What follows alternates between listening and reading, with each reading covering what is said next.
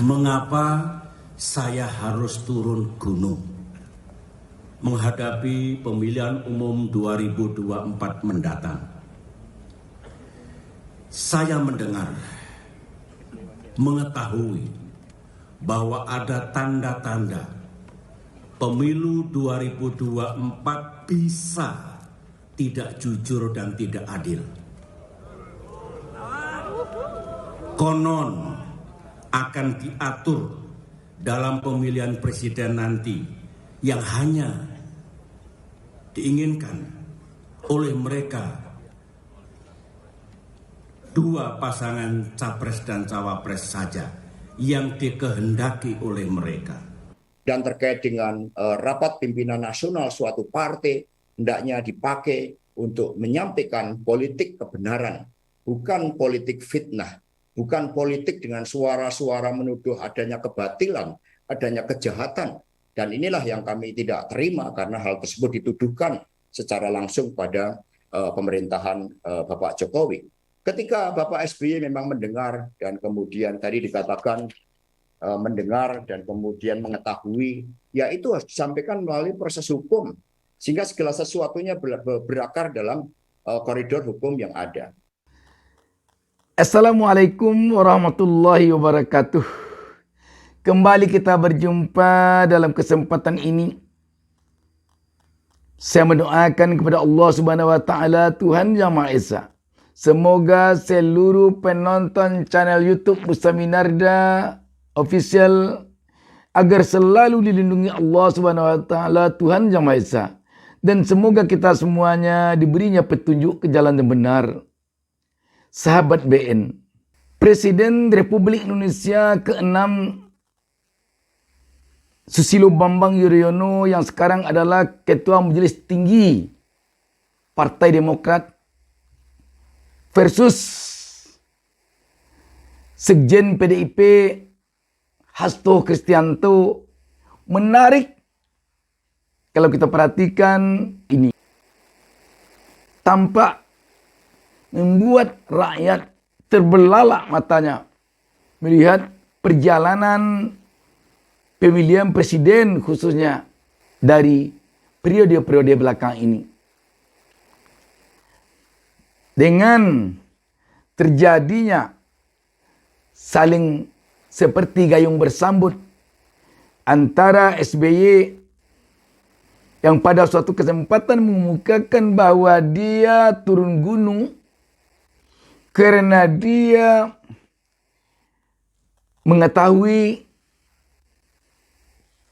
ada semacam upaya untuk menjadikan Pilpres 2024 nanti hanya dua pasangan calon presiden dan wakil presiden saja. Partai Demokrat sebagai partai oposisi jangan harap akan bisa mengusung calon presiden dan calon wakil presiden. Itu pada intinya. Karena itu SBY turun gunung.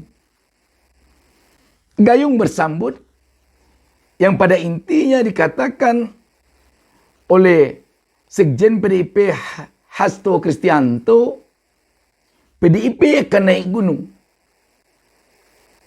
Dan bukan itu saja, antara keduanya kelihatannya seperti hendak membongkar kecurangan pemilu pada periode masing-masing partai ini mencalonkan presiden dan menjadi presiden.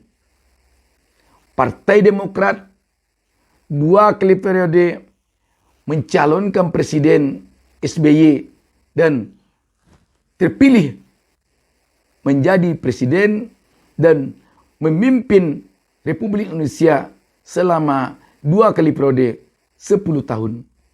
Demikian pula PDIP mencalonkan Jokowi dan terpilih menjadi presiden dan memimpin Indonesia juga 2 kali periode dan tak lama lagi akan mencapai masa 10 tahun.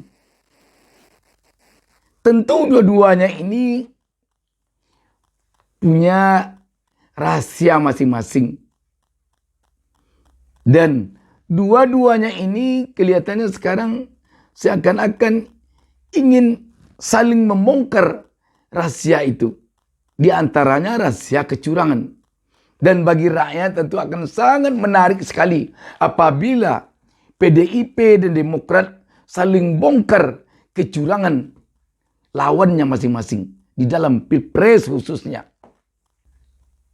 Kalau ini sempat terjadi bongkar-bongkaran rahasia, kalau sempat terwujud dan secara terang-benderang terlihat di tengah-tengah masyarakat, rakyat nanti akan dapat mengambil kesimpulan mana yang curang sebenarnya.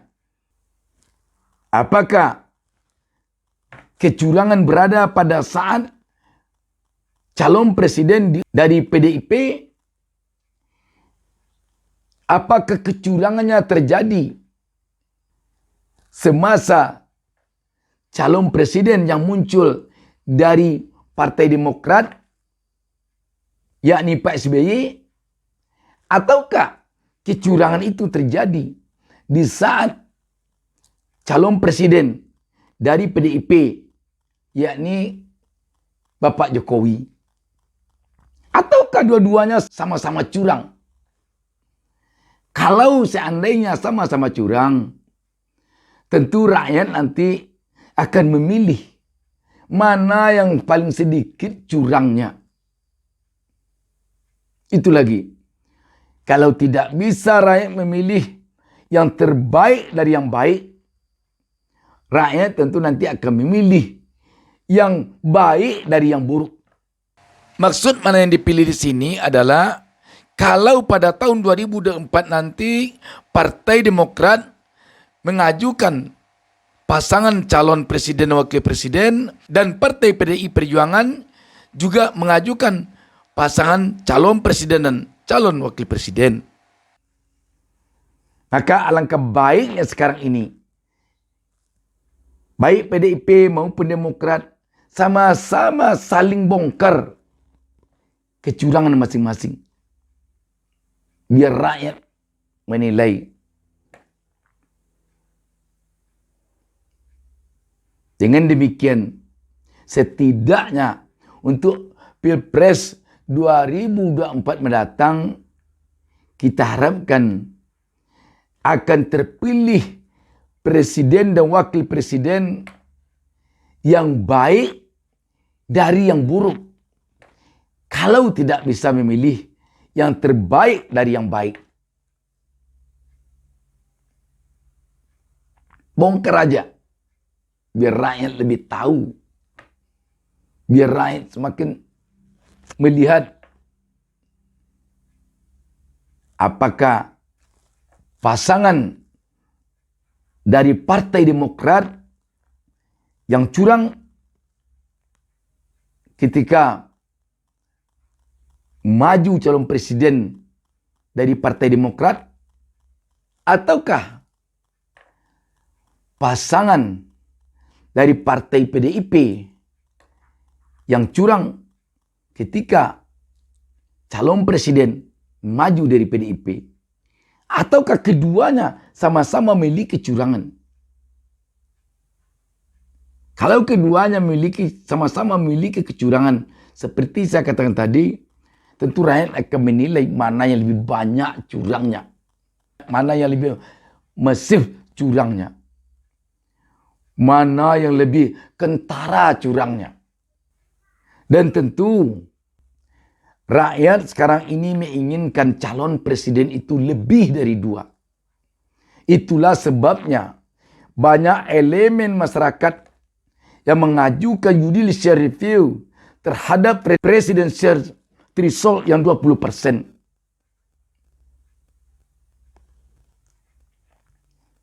PT yang 20% ini dianggap oleh rakyat adalah penghalang demokrasi. Penghalang rakyat untuk memilih pemimpinnya. Lebih banyak alternatif.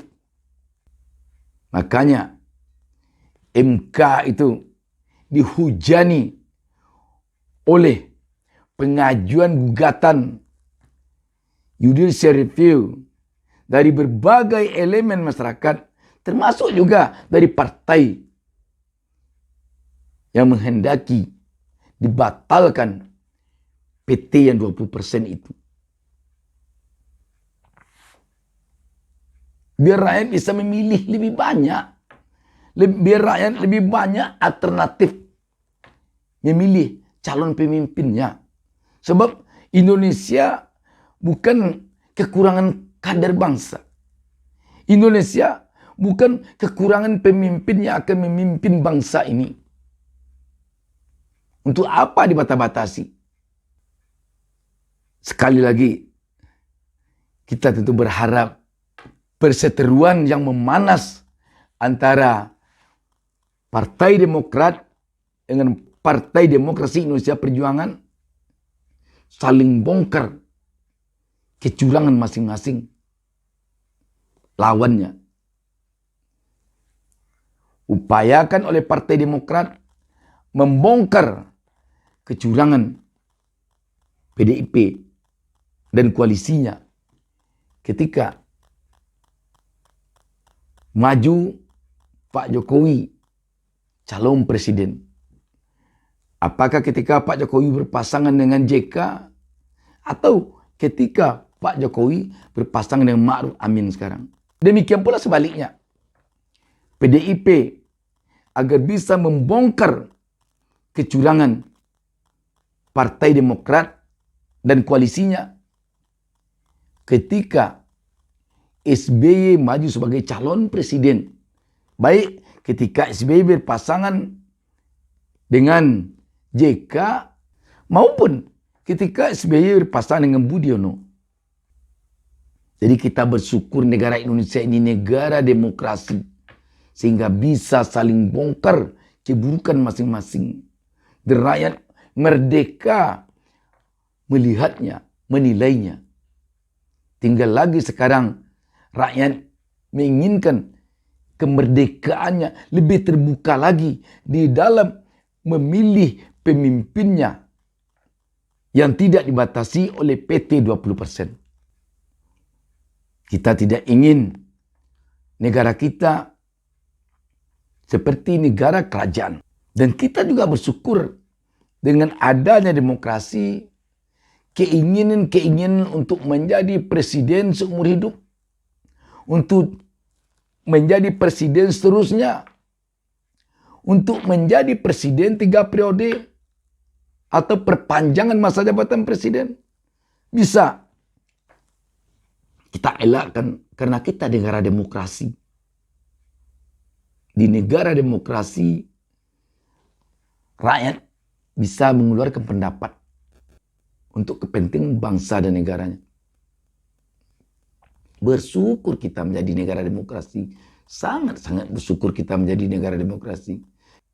Mari kita tunggu saling bongkar rahasia Pilpres antara Partai Demokrat dan PDIP.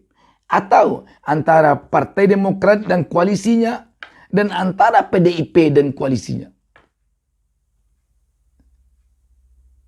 Semoga Pilpres 2024 mendatang benar-benar Pilpres yang bersih, Pilpres yang jauh dari manipulasi, Pilpres yang jauh dari kecurangan, Pilpres yang jauh dari intimidasi, bebas, jujur, dan adil. Demikian, terima kasih. Wassalamualaikum warahmatullahi wabarakatuh. Jangan lupa subscribe. Jangan lupa subscribe.